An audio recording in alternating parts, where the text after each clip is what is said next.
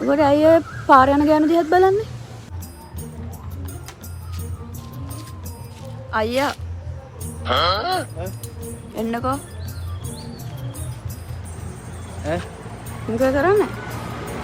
මේක මේ ඇලේ පුරුල්ලලා ඔය මේ මොකද කරන්න පුළුවන් කියලා බැලුවේ. ටන්සගෙත් බුරුල්ලලානේ තියෙන්නේ. මේ ප්‍රශ්නයක් අහන්නද? මොකද ගොම් ප්‍රශ්නයක්ද? නෑ. බැඳලා අවුරුදු ගානකුත් එනවනේ. ඔව්. දැන් මම බැලුවා හැම කෙනාගේම තියෙන ප්‍රශ්නයක්. හරිද?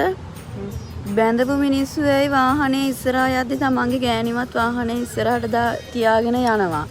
ඔකට අයිය පාර යන ගෑනු දිහත් බලන්නේ. මෙහෙමනේ කොච්චර BMW Audi Benz කොච්චර වාහන පැද්දා පාරේ ඉතින් යද්දි පදින්නාස වාහනයක් යනවා දැක්කොත් ඉතින් අනිවාර්යෙන් හැරලා බලනවනේ කොල්ලොන්ට. ඉතින් කොල්ලොන්ගේ සාමාන්‍ය දෙයක් ගිය බූරුවා. උඹ නම් මහා මොකෙද්ද මන් දන්නේ නැහැ. පෙම් සිත රිදුනා